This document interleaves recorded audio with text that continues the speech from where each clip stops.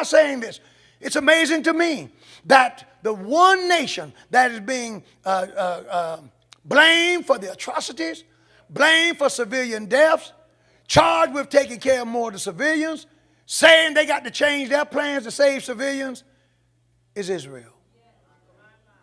No one is saying to Hamas, stop hiding behind civilians. No one is saying to Hamas, stop setting up your camp in hospitals. No one is saying to Hamas, how dare you, when you do get the food trucks through and get the groceries and things to the people, Hamas steals most of it, takes the stuff for themselves, sell a little bit back to the people, and the people are struggling.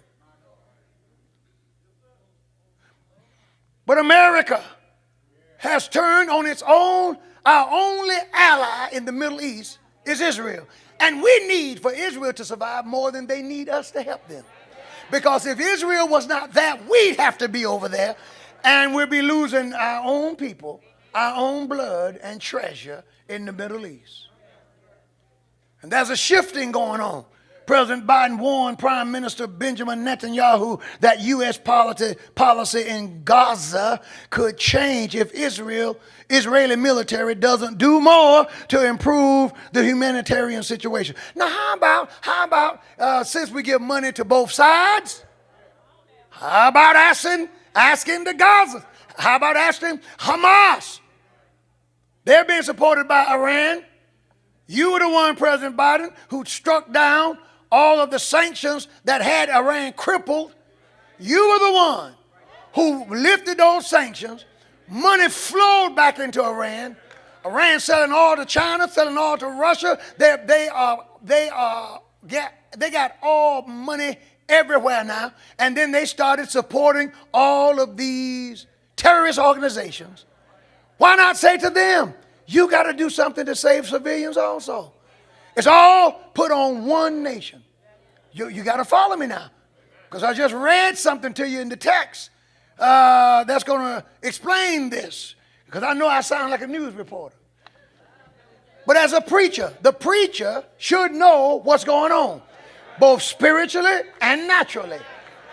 And so we're putting all of the onus and the responsibility on Israel. It's almost like they do with the rich. The rich need to pay their fair share in taxes. Have you ever noticed they've never told you how much fair share is? What's fair share? Is it 10%, 20%, 30%, 40%, 50%, 150%? What's fair share? Same scam with the education thing. The cost of education or educating people is constantly going up. We want to pay all the student debt. How about asking some of these colleges to cut their prices? Because they don't seem to be teaching much. They're never asked to lower their tuition. And anytime the government starts subsidizing stuff like that, the cost of that stuff goes up. Preach wouldn't. So that doesn't mean that they're perfect. That doesn't mean that they're altogether right. You know, they bombed that bomb that went down in Syria, killed civilians, as well as some high-value targets. That's a horrible thing. And you hate that. You hate that. But I tell you what, Israel sure owned it faster than we've owned killing civilians.